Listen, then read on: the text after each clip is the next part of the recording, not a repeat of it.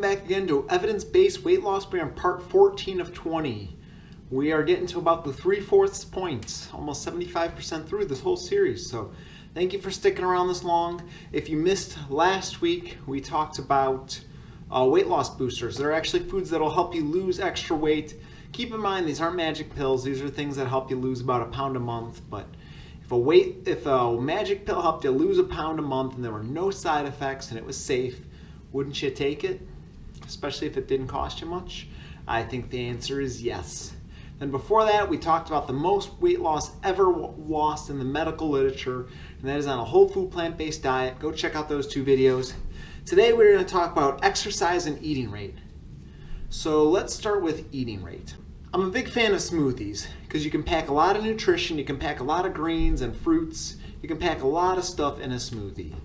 But if you put that same food on a plate versus a smoothie, the smoothie you will tend to be less full than if you put all that same food on a plate. So like spinach and kale and bananas and blueberries or whatever, typically what people put in smoothies.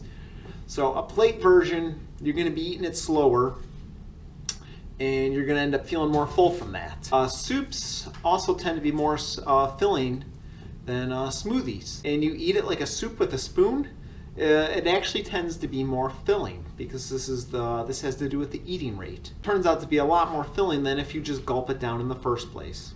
So Dr. Greger talks about in his book the 20-minute rule. So let's give an example of the 20-minute rule. So if you give one group of kids small spoons and tell them to eat slow, or you give kids bigger spoons and you tell them to eat fast, the group that eats slower will actually feel fuller by eating less. I have a terrible habit of just gulping down eating food. I feel like my head schedule is so crazy. I work at Domino's, I work at LA Fitness, I have my own training business, I do photography, I'm a full-time college student, I take care of a 2-year-old all the time. I'm making videos every week. I am a busy, non-stop person. Sometimes it's like, oh, I gotta meet somebody in 15-20 minutes. Like I'm just eating so fast. It's like, again, I have a very crazy, hectic schedule. I'm all over the place. I'll come home for a half hour, get homework done, go out, go train somebody, come home for another hour, work on some school work, then go train somebody. Even now it's 7:30 at night, I want to be relaxing, but I want to get this video up for you guys. So I get it. Believe me, this is a big struggle of mine, just eating fast, but your body needs to catch up to tell you that you're full in your brain. But if you just gulp food down and eat as fast as you can eat more because your brain hasn't signaled to you that you're full yet. Slow down, give your brain time to tell yourself that you have had enough to eat. This is a terrible habit of mine. Honestly, I don't ever picture me breaking this habit. Again, when I get busy, it gets even worse. I think even when I'm not as busy, my attitude is like, oh, I'm just used to eating fast. It's like a habit. I don't know if this habit will ever be cured. It's not something that's going to change overnight, that's for sure. Studies show that people who eat faster double their odds of obesity. Even the extended duration of eating by an extra 4 minutes can help you lose weight. However, taking a 1-minute break between chewing does not actually seem to help you eat less. If anything, you may actually end up eating more. So the takeaway message is take smaller bites, chew slower, or eat something that takes longer to chew, such as something fibrous, maybe an apple or a pear, or an orange. Those kind of take a while to eat. Those are harder things to gulp down. Eat things that just take longer to gulp down, that take a bit to chew up. One study showed that chewing 35 times versus 10 times can actually lead to 12% fewer calories eaten at a meal. Also, if you feed somebody by a tube, it actually turns out they will burn 50% less calories during the digestion. If you chew 30 times versus not chewing at all, is basically the same as feeding someone through a tube. The problem with chewing for a long time, you take 50 bites of something before you actually swallow it, people tend not to enjoy the meals as much. I have noticed this. It's like when you keep chewing it, almost like the food loses flavor. I think that makes sense. We've all eaten. I think everybody can relate to this. So again, the message here, eat more fibrous foods. Been saying that this whole series. This will help you chew slower. Let's talk about exercise. How much does that really help you lose weight? Well, kind of don't want to talk about this because I make a living through fitness. But according to Dr. Greger's book, fitness doesn't seem to have It does make an impact now on weight loss. It doesn't seem to be a significant difference for weight loss. He mentions that 7 out of 10 Americans believe food and beverage consumption is just as important as exercise for weight loss. Losing weight by exercise is referred to as a myth in the scientific literature. So one reason why exercise is a good strategy for weight loss, but at the same time is not, you can eat that 350 calorie donut, right? You can eat that in 2 minutes. Versus biking or even jogging or walking, how long is that going to take you to burn 350 calories? I mean, let's just say every mile of jogging is 100 or more calories. So maybe you got to do 3 miles just to burn off that donut that took you 2 minutes. So from that perspective, it comes down more about nutrition and what you're putting in your mouth than about exercise. But exercise is indeed important. Man, please don't take this message the wrong way that, oh, exercise doesn't really help with weight loss a whole lot, therefore I'm not going to exercise. No. Time and time again, exercise is shown to have so many benefits. You know what? I'll make a video on this eventually. But when this series is over, I want to make fun videos. It's going to be a while before I make a lecture video. I want to go like 6 months without making a lecture video, considering this series is about 6 months. So exercise is good, but it doesn't seem to be the best strategy. What you're eating, what you're putting in your mouth, you can down that 400 or 500 calorie Snicker bar in 2 minutes, but how long do you have to run to burn that off? It's not like you're running 2 or 3 minutes to burn off that Snickers. You're running a lot longer than that to burn off that Snickers. Looking at studies that tried to use exercise alone to induce weight loss, for example, people only lost about 3 pounds over an average of 6 months. I believe that. I've been a personal trainer for 3.5 years. There are many clients that come to me and they're kind of disappointed. They come after a year. It's like, wow, I only lost 7, 8, 9 pounds in the entire year. But you know what? They'll work out with me 1 day a week. They'll work out for 30 minutes only, just with me. They don't change their diet. They don't make any of the lifestyle changes. I don't know what you were expecting by working only 1 day a week with me, not coming in on your own. I'm happy to give people exercises that they can do on their own, but I'm only going to give that to people if they're actually going to work out on their own and that's what they want. I mean, it's like, what did you expect? You worked with me a half hour a week and you didn't make any dietary changes. What did you expect, right? 30 minutes is nothing for a workout. The recommendation is to work out for a minimum of 150 minutes a week, which, again, that could be coming from a fitness point of view, and that's my profession.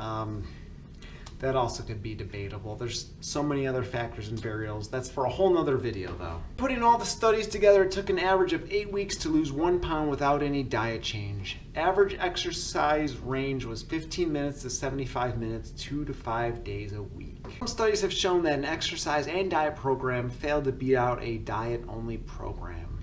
So one of the problems with exercise is that we reward ourselves. It's like, all right, I just ran 5 miles. I ran 5 miles. I did a half hour of core. I did an hour of weights. I worked out for 4 hours today. I deserve that big steak. I deserve that large pizza. So that, I think, is definitely one of the problems. It's like, oh, I deserve this. I worked for this. I'm going to eat it. Well, it doesn't take long. It takes a long time to burn those calories, but it does not take a long time to consume them and for those calories just to pack on quickly, especially if you're eating high-fat, high-sugar foods and processed foods. For example, if you tell a group of people that you're going to go on a fun walk versus an exercise walk, the exercise walk will eat 35% more chocolate pudding than the walk that was a fun group walk. This was the fun walk. So yeah, the fact that you call it an exercise walk, people generally seem to consume more calories. Human psychology is a funny thing, isn't it, guys? We can literally work up an appetite, which can also cause us to eat more. One study showed people burning an extra 1,500 calories a week, but then the subjects ended up eating an extra 950 calories a week. So at the end of the 3 months, they were only down 3 pounds. Now, could exercise be more effective if you don't have that reward effect mentality? Dr. Greger did not mention such a study in his book, and there's no such study that I'm aware of, but of course, my answer would be absolutely. If you can get rid of that mindset, exercise, I think, would be shown in the scientific literature to be a lot more effective. Ramp up the exercise to 1.5 hours a day and burn 3,000 calories a week. people end up eating only an extra 1,000 extra calories for the week. So perhaps more really is more. All right, biking, swimming, running. In one study, obese women were randomized to bike, swim, or run. Biking lost 19 pounds in 6 months. The walkers lost 17 pounds in 6 months. The swimmers gained weight. Swimming builds up an appetite. Funny about that, I've actually lost 3 pounds in the last 3 weeks, and guess what I just started doing? Swimming. If you have people walk outside at 46 degrees or have them walk at room temperature at 68 degrees, calorie intake will be higher in the people that walked in the cold if they go to a buffet. That makes sense. You just want that warm, hot, comforting food. I definitely believe that if people walk out in the cold, I've noticed this myself, I just want more warm, just more, I don't know, you just want to like reward yourself when you've been out in the cold. Human psychology, like I said, is a funny thing. Again, don't skip exercise, even if it isn't necessarily the most effective weight loss strategy. Walking 15 minutes a day may give us 2 more years of life, while an hour a day may give us another 4 years of life. And let's keep in mind also, exercise appears to get rid of the worst fat, which is the fat that goes around the organs. Then a dozen experiments published people burn more fat in a fasted state. When you exercise in a fasted state, your body dips into the energy stores and ends up burning mostly a combination of glycogen and fat. One last thing Dr. Greger mentions in his book, I don't have the source for this one. There were 3 groups of people. They each took in 4,500 calories a day. Group A didn't exercise. Group B exercised for 300 minutes a week after a meal. Group C exercised before a meal after an overnight fast. All right, Group A, no exercise. Group B, exercised 300 minutes a week after a meal. Group C, exercised before a meal after an overnight fast. Group A with no exercise gained 6.5 pounds. Group B gained 3 pounds that had exercise for 300 minutes a week after a meal. And then Group C gained 1.5 pounds. Now all these people gained weight, but they took in 4,500 calories. So I think the takeaway message is, yeah, exercise does make a difference.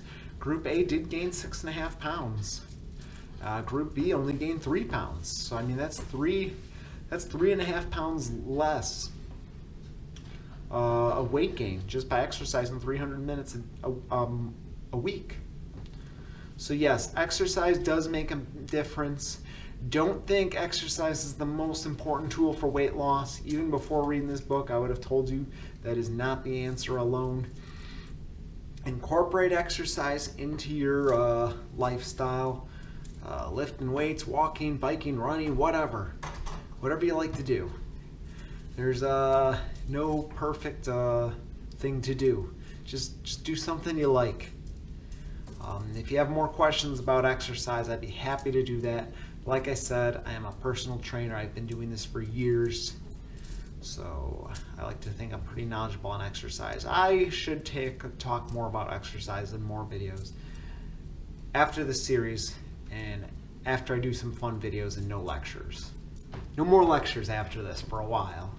Alright, so that is all I have for today, guys. Just a review.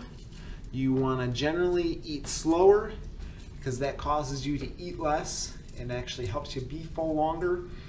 Exercise is great. It does help you lose weight, but it does not seem to be the most important strategy. And a lot of people seem to think that is the #1 way to lose weight. It is not the #1 way. And I kind of wish Dr. Greger did studies on people that exercise that did marathon running. And so I was a lot lighter than I am now. And back in 2012, I was 147 pounds. Today I'm 169 pounds. So that is a 22-pound difference between now. And this is me running 5-10 miles almost every day.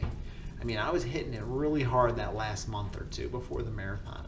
I mean, I was lean. I did not have as much muscle mass as now. As a matter of fact, I took a break from weightlifting at that point because I just wanted to focus on getting a good marathon time and having the endurance to do a marathon. And you guys might remember 4 years ago when we did that triathlon. Go check out the thumbnail of that YouTube video of me and Sarah doing that triathlon. Dude, my abs are popping out in that thumbnail of that video. Seriously, go check that out. So I was really lean triathlon training, and I am doing a triathlon.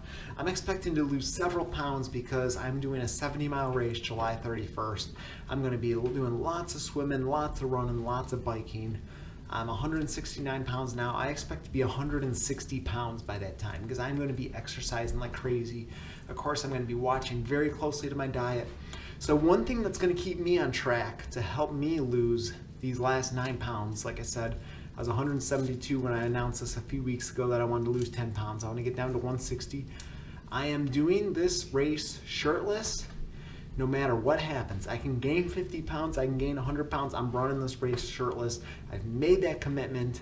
So this makes me want to train hard. This makes me want to eat right, get as lean as possible, because I'm going to be taking pictures and I'm going to be uploading them to Instagram and Facebook after I complete these races. I'm going to be doing shirtless. So that's one of my motivations to help me lose weight, is saying I'm going to do that. I know people are going to be staring at me without a shirt on as I'm running around and biking and getting pictures of me too. So anyway, side little bonus, do things that will motivate you to stay on track.